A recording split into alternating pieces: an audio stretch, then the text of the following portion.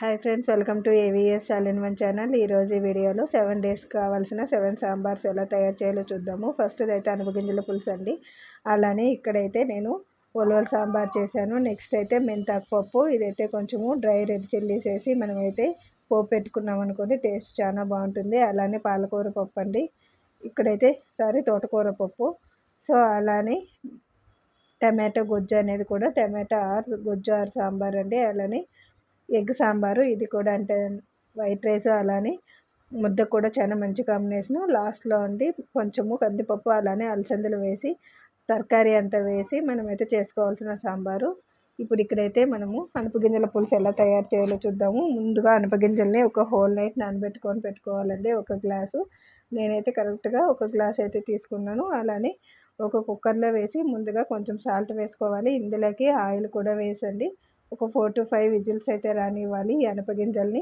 ఎందుకంటే గట్టి ధాన్యం కాబట్టి ఉడికేదానికి టైం పడుతుంది. ఇప్పుడు ఇక్కడైతే కావాల్సిన ఐటమ్స్ చూద్దాము. కొంచెం శనగగింజలు కూడా తీసుకోవాలండి, ఒక పిడికుడు. ఎందుకంటే సాంబార్ అనేది చిక్కగా రావాలి కాబట్టి. సో ఇప్పుడు ఇక్కడైతే నేను కొంచెము శనగగింజలు వేసుకున్నాను. అలానే అందులోకి కొబ్బరి కూడా వేసుకున్నానండి. ఇప్పుడు ఇక్కడ అంతా నేను ఒక 2 టేబుల్ స్పూన్ పైన వేసుకున్నాను. అలానే కొంచెం చెక్క, లవంగము, ఒక ఆనియన్, టమాటో, కొంచెం వెల్లుల్లి కూడా తీసుకున్నానండి. అలానే కొంచెం వెల్లుల్లి సపరేట్గా తిరగవాతకైతే పెట్టుకున్నాను.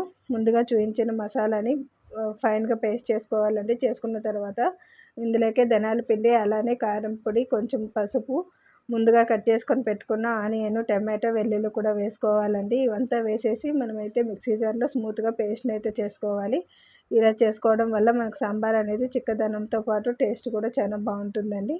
సో ఇప్పుడైతే ఆల్రెడీ ఒక 4 to 5 విజిల్స్ వచ్చిన తర్వాత అనపగింజలు అనేవి ఉడికిపోయింటాయండి. ఇందులోకి కొంచెం కొత్తిమీర వేసుకున్నాం అనుకోండి, నాటి కొత్తిమీర, సాంబార్ అనేది గుమగుమలాడుతూ ఉంటుంది. సో ఇందులోకి నేను కొంచెం పసుపు యాడ్ చేసుకొని అంతా మొత్తము పేస్ట్ అంతా నేనైతే ఆల్రెడీ ఉడికి పెట్టుకున్న అనపగింజలకి కలిపేసానండి. అయిన తర్వాత ఇందులోకి నేను మనకు సాంబార్కు సరిపడినంత వాటర్ అయితే పోసుకోవాలి. పోసుకున్న తర్వాత ఇప్పుడు ఇక్కడైతే మనమైతే సాల్ట్ అలానే ఉప్పు కారాలు చెక్ చేసుకోవాలండి ఇదే స్టేజ్లో. ఎందుకంటే మనకైతే ఇంకొకసారి విజిల్ పెట్టిన తర్వాత టేస్ట్ అనేది కరెక్ట్గా కుదరదు కాబట్టి ముందుగానే చూసుకోవాలి. సో ఇప్పుడు ఇక్కడైతే నేనైతే సాల్ట్ అంతా యాడ్ చేసుకున్న తర్వాత అందులోకి ఆలుగడ్డ కూడా వేసానండి. ఇలా ఆలుగడ్డ వేసుకోవడం వల్ల టేస్ట్ అనేది ఇంకా బాగుంటుంది. వంకాయ ఉంటే వంకాయ కూడా వేసుకోవచ్చండి, అది కూడా చాలా టేస్టీగా ఉంటుంది. సో ఇప్పుడు అక్కడ నేను అన్నీ వేసిన తర్వాత సాంబార్ని అంతా ఒకసారి కలుపుకోవాలండి. కలుపుకున్న తర్వాత మనము ఇందులోకి సాల్ట్ అలానే కారాలు చెక్ చేసుకొని వాటర్ ఎంత కావాలో అంత వేసుకొని మనమైతే కుక్కర్ మూత ఫిట్ చేసుకొని మనం ముందుగా ఒక విజిల్ అయితే రానివ్వాలండి. ఆల్రెడీ 4 to 5 విజిల్స్ వచ్చి ఉంటాయి కాబట్టి ఇప్పుడు ఒక 6 విజిల్ అంతే లాస్ట్ అండి, కరెక్ట్గా ఉడికిపోతాయి అప్పటికైతే. సో ఇప్పుడు ఇక్కడైతే నేను విజిల్ తీసిన తర్వాత సాంబార్ అనేది ఇలా ఉంది. మీకు ఇంకా కొంచెం కన్సిస్టెన్సీ అనేది మందంగా కావాలంటే మనం ఇంకా కొంచెం సేపు ఉడకబెట్టుకోవచ్చండి. ఇప్పుడు ఇక్కడ లాస్ట్లో కొంచెం గరం మసాలా యాడ్ చేసి నేను కొంచెం సేపు అయితే ఉడకబెట్టుకున్నాను. సో ఇప్పుడైతే ఒక ప్యాన్ పెట్టుకొని అందులోకి ఆయిల్ వేసుకోవాలండి. ఆయిల్ వేసుకున్న తర్వాత ఇందులోకి పోపు దినుసులు కూడా వేసుకోవాలి. ఇప్పుడు ఇక్కడైతే మనము ఇంగువ కూడా యాడ్ చేసుకోండి ఉన్నవాళ్ళు, ఎందుకంటే అనపగింజలు కొంచెం గ్యాస్ట్రిక్ కాబట్టి మనకు ఆ ఎఫెక్ట్ ఉండదు. సో ఇప్పుడు ఆల్రెడీ ముందుగా కట్ చేసుకొని పెట్టుకున్న ఆనియన్, వెల్లుల్లి, కరివేపాకు, కొత్తిమీర కూడా వేసేసి మనమైతే కొంచెం బ్రౌన్ కలర్లో వచ్చేంత వరకు అయితే వెయిట్ చేసుకోవాలండి. కొంచెం ఇంగువ అయితే యాడ్ చేశాను. చేసుకున్న తర్వాత ఇది కొంచెం లైట్గా ఫ్రై చేసుకోవాలి. ఇలా ఫ్రై చేసుకోవడం వల్ల మనకు తిరగవాత అనేది టేస్ట్ ఉంటుంది. సాంబార్లో కలిపినా కూడా ఎక్కువసేపు గుమగుమలాడుతూ ఉంటుందండి. సో ఇప్పుడు ఇక్కడైతే ఆల్రెడీ ఉడుకుతున్న సాంబార్లోకి మనం పోపునైతే కలుపుకోవాలి. సో ఇప్పుడు ఇక్కడైతే తిరగవాత వేసిన తర్వాత సాంబార్ టేస్ట్ అనేది చాలా బాగుంటుందండి.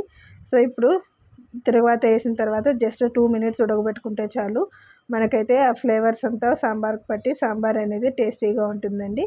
సో ఫైనల్గా అనపగింజల సాంబార్ అయితే రెడీ అయిందండి.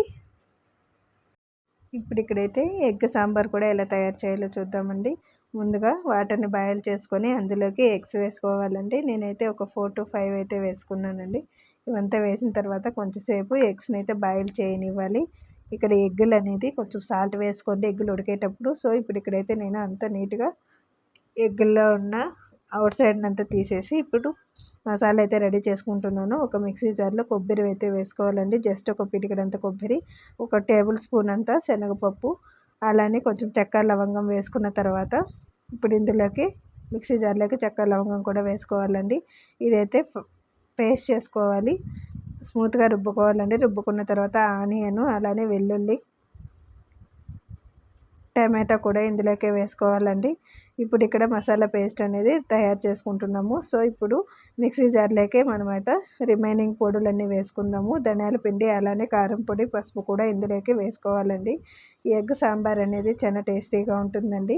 సో ఇప్పుడు ఎక్కడైతే నేను కారం పొడి కూడా 1 టేబుల్ స్పూన్ వేస్తున్నానండి. ఈ కారం ఉప్పు అనేది మీ టేస్ట్కి తగినట్టు వేసుకోండి, ఎందుకంటే కొందరు ఎక్కువ తింటారు, ఇంకొందరు చాలా తక్కువ తింటారు కాబట్టి.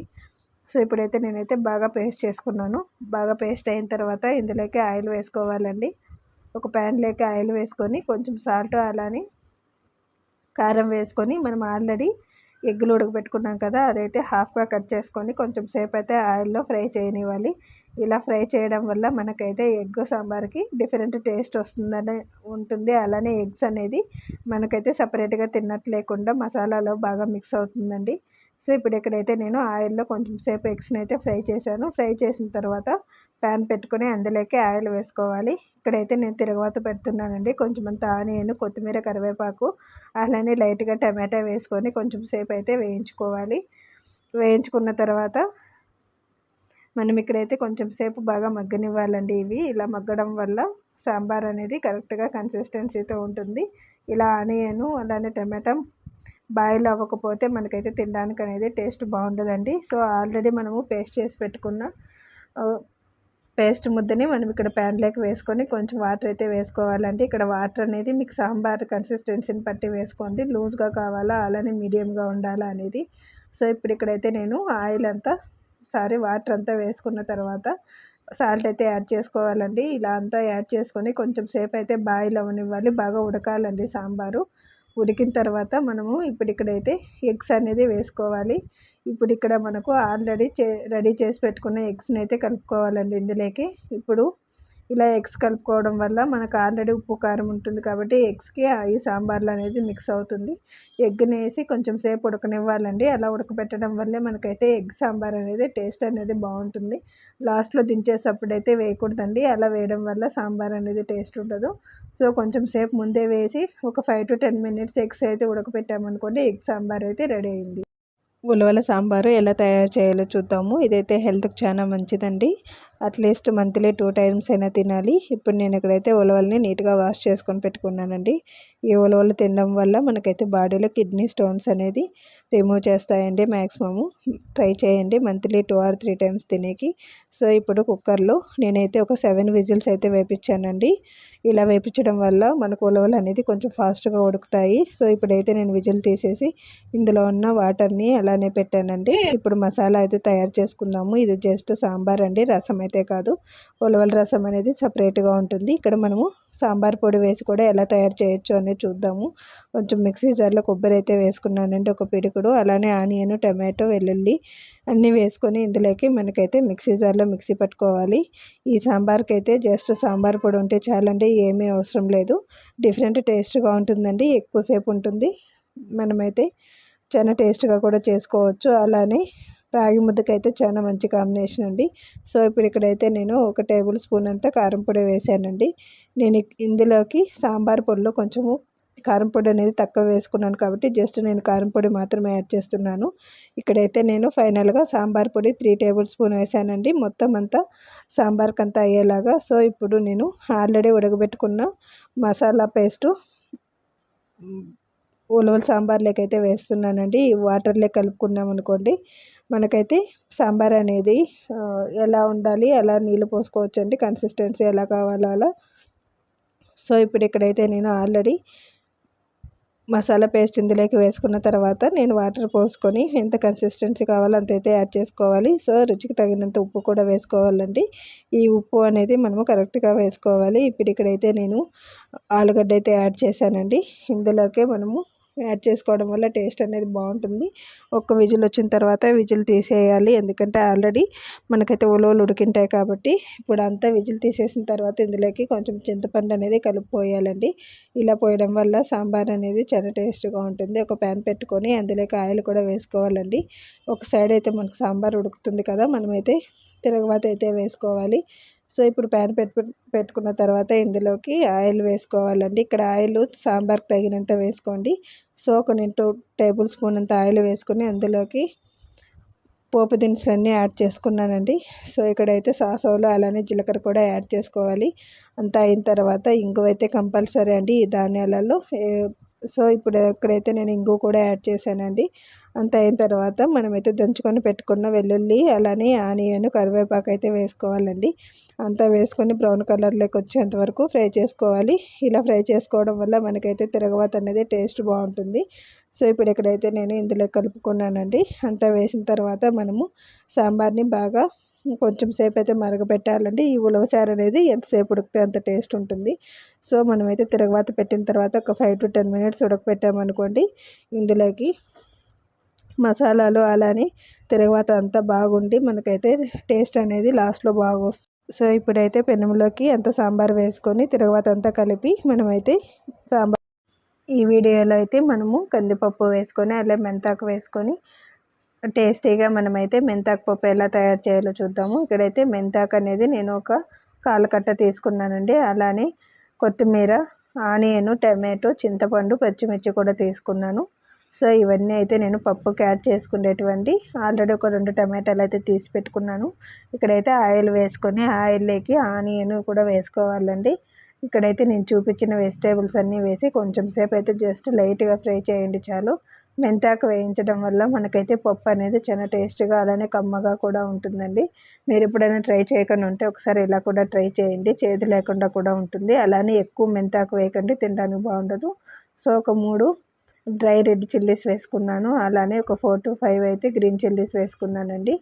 ఇక్కడైతే నేను ఆల్రెడీ చూపించిన టమాటాని నీట్గా కట్ చేసుకొని టమాటా కూడా వేసుకున్నాను. అలానే వెల్లుల్లి, ఇక్కడైతే నేను కందిపప్పును నీట్గా వాష్ చేసుకున్నానండి. ఇక్కడ 1.5 కప్ అయితే తీసుకున్నాను. అంటే ఒక కాఫీ గ్లాస్ అయితే తీసుకున్నానండి, 1.5 కప్పు. సో ఇక్కడ నీట్గా వాష్ చేసుకొని అంతా పప్పు అయితే వేసుకున్నాను ఆల్రెడీ వేయించి పెట్టుకున్న ఆకులేకి. సో ఇక్కడైతే మనకు అంత అయిన తర్వాత కొంచెం చింతపండు అయితే యాడ్ చేసుకోవాలండి. ఇప్పుడు ఆల్రెడీ టమాటాలు వేశారు కాబట్టి చింతపండు అనేది లైట్గా వేసుకోండి. అంతా వేసిన తర్వాత ఇందులోకి ధనియాల పిండి అలానే పసుపు, జీలకర్ర కూడా వేసుకోవాలండి. అంతా వేసి మనమైతే కొంచెం అంతా మిక్స్ చేసుకోవాలి. ఇప్పుడు ఇక్కడైతే సాల్ట్ వేయలేదండి, ఎందుకంటే చింతపండు వేసాం కాబట్టి. సాల్ట్ కూడా వేసామంటే పప్పు అనేది ఉడకదు. సో అన్ని మసాలాలు అలానే వెజిటేబుల్స్ వేసిన తర్వాత మనమైతే కొంచెం సేపు కలిపెట్టేసి మనం విజిల్ అయితే పెట్టుకోవాలండి. సో ఇప్పుడు ఇక్కడైతే నేను విజిల్ పెట్టాను. ఒక 4 to 5 విజిల్స్ వచ్చినాయనుకోండి మన పప్పు అలానే ఆకుకూరలు అంతా కరెక్ట్గా ఉడికింటాయి. సో ఇప్పుడైతే నేను జస్ట్ ఒక లైట్గా ఉడకపెట్టి అందులోకి సాల్ట్ వేసానండి. ఇదంతా ఉడికిన తర్వాత మనమైతే వాటర్ని ఉంచుకునేసి బాగా పప్పు గిద్దెతో నున్నగా రుబ్బుకోవాలండి. సో అంతా వాటర్ అంతా సపరేట్ చేసిన తర్వాత పప్పు గిద్దెతో అయితే నేనైతే రుబ్బుకున్నానండి. ఇలా రుబ్బుకున్న తర్వాత మనం ఇందులోకి వాటర్ అనేది ఎంత కావాలో అంత యాడ్ చేసుకోవచ్చండి.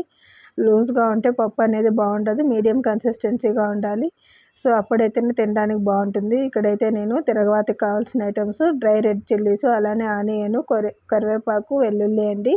ఇవంతా నేనైతే ఒక ప్యాన్లో ఆయిల్ వేసుకొని అందులోకి జీలకర్ర అలానే సాసవులు, మెంతి కూడా వేసుకోవాలండి. ఇవన్నీ వేసుకోవడం వల్ల పప్పుకు అనేది ఎక్స్ట్రా ఫ్లేవర్ అనేది వస్తుంది. లైట్గా ఇంగువ కూడా యాడ్ చేసుకోవాలండి. సో ఇప్పుడు ఎక్కడైతే నేను ఆల్రెడీ చూపించి పెట్టుకున్న ఐటమ్స్ అన్నీ తిరగవాతకైతే కలుపుకుంటున్నానండి. ఇలా కలుపుకోవడం వల్ల మనకైతే టేస్ట్ అనేది పర్ఫెక్ట్గా ఉంటుంది.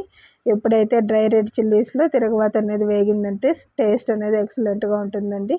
సో ఇప్పుడైతే మనము కొంచెం సేపు అంతా వేయించిన తర్వాత అంతా కొంచెం సేపు మగ్గాలండి ఆయిల్లో. ఇలా మగ్గడం వల్ల ఆనియన్ అనేది టేస్ట్ కమ్మగా ఉంటుంది. సో ఇప్పుడు ఎక్కడైతే నేను పప్పులోకి ఆల్రెడీ వేయించి పెట్టుకున్న తిరగవాతను అయితే వేసుకోవాలండి. ఇలా వేసుకొని మనము నీట్గా కలుపుకోవాలి.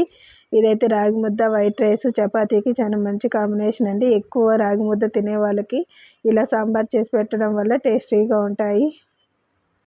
నెక్స్ట్ ఇంకొక సాంబార్ అండి, టమాటో సాంబారు. ఇది ఎలా తయారు చేయాలో చూద్దాము. ముందుగా పల్లీలని వేయించుకొని పెట్టుకోవాలండి. సో నేనైతే ఎక్స్ట్రా కూడా వేయించుకొని పెట్టుకుంటాను, స్టాక్ అయితే ఉంటాయండి నాకు. సో ఇప్పుడు ఇక్కడైతే నేను ఒక 250 grams అంతా టమాటో అయితే తీసుకున్నాను. అందులోకి వెల్లుల్లి మెయిన్ అండి, ఇక్కడ వెల్లుల్లి కూడా తీసుకున్నాను. ఇప్పుడు ఇక్కడైతే కొత్తిమీర కరివేపాకు కూడా తీసుకున్నానండి. నీట్గా వాష్ చేసుకొని పెట్టుకోవాలి. ఈ సాంబార్లోకి మెయిన్ ఇంగ్రీడియంట్ పచ్చిమిర్చి అండి. ఇవి 2 వేయడం వల్ల మనకైతే సాంబార్ అనేది టేస్టీగా ఉంటుంది. సో ఇప్పుడు ఇక్కడైతే నేను ఆల్రెడీ చూపించుకున్న టమాటాలను అయితే నీట్గా చిన్నగా కట్ చేసుకొని పెట్టుకున్నానండి. చాలా స్మూత్గా కట్ చేసుకోవాలి టమాటాని. సో ఇప్పుడైతే ప్యాన్ పెట్టుకొని అందులోకి ఆయిల్ వేసుకోవాలండి. ఇక్కడైతే సాంబార్కి సరిపడినంత ఆయిల్ అయితే వేసుకోండి. ఆయిల్ వేసుకున్న తర్వాత ఇందులోకి పోపు దినుసులన్నీ కూడా వేసుకోవాలండి. సో అంతా అయిన తర్వాత కొంచెం సేపు వేగిన తర్వాత ఇందులోకి ఇంగువ కూడా యాడ్ చేసుకోవాలి. సో ఇప్పుడు స్టార్టింగ్ అనేది మనం ఆల్రెడీ కట్ చేసుకొని పెట్టుకున్న టమాటానే వేసుకోవాలండి. ఇక్కడ ఆనియన్ అయితే ఉండదు ఈ సాంబార్లో, ఆనియన్ లేకుండా చేస్తాము. సో పచ్చిమిర్చి అలానే కొత్తిమీర కరివేపాకు కూడా ఇందులోకి వేసి మనమైతే టమాటాని వాటర్ పోయకుండా మగ్గనివ్వాలండి. సో సాంబార్కి సరిపడినంత సాల్ట్ కూడా ఫస్ట్లోనే యాడ్ చేసుకొని టమాటాలో ఉన్న వాటర్తోనే కొంచెం సేపు అయితే ఉడకనివ్వాలి. ఇది ఇలా ఉడకపెట్టడం వల్ల టమాటా అనేది మనకు ఫాస్ట్గా ఉడుకుతుందండి. వాటర్ అయితే అసలు యాడ్ చేయకూడదు. మూత పెట్టేసి టమాటాని బాగా మగ్గనివ్వాలండి. సో మగ్గిన తర్వాత వాటర్ అనేది ఎంత ఉందో అంత అవుట్ ఉంటుంది కాబట్టి మనకు ఎంత వాటర్ పోసుకోవాలనేది తెలుస్తుంది. ఇప్పుడు ఎక్కడైతే మసాలా రెడీ చేసుకుందాము. కొంచెము ఆల్రెడీ వేరుశనగ గుళ్ళు అయితే వేసుకోవాలండి. ఇదైతే ఒక పిడికడండి. యాక్చువల్గా ఈ సాంబార్లని మాకైతే ఒక 4 మెంబర్స్కి అయ్యేలాగా చేసుకుంటామండి. అందుకనేసి నేను పిడికడు అని చెప్తున్నాను. అందులోకి వెల్లుల్లి కూడా వేసుకొని మిక్సీ జార్లో స్మూత్గా రుబ్బుకున్న తర్వాత ఆ పేస్ట్ని అయితే మనకు టమాటాలో కలుపుకోవాలండి. ఇక్కడైతే వెల్లుల్లి ప్లస్ పల్లీలు కూడా కలుపుకుంటున్నాం కాబట్టి సాంబార్ అనేది చిక్కగా కూడా ఉంటుంది. సో ఇప్పుడు అంతా వేసిన తర్వాత టమాటాలోకి కలుపుకొని వాటర్ పోసుకోవాలండి. ఇక్కడ మనకి ఎంత వాటర్ కావాలో అంత పోసుకొని ఇందులోకి సాంబార్ పొడి డైరెక్ట్గా యాడ్ చేసుకోవచ్చండి. మీకు వంటలు కడుతుంది అంటే కొంచెం వాటర్లో యాడ్ చేసుకొని ఇందులో కలుపుకోండి.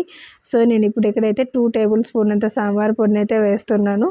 వేసేసి బాగా మరగనివ్వాలండి. అలానే జస్ట్ లైట్గా కొంచెం పసుపు అంతా వేసుకోవాలి చాలు. సో అంతా వేసుకొని మనమైతే ఈ సాంబార్ పొడినంతా నీట్గా టమాటాలో కలిపేలాగా కలుపుకోవాలండి.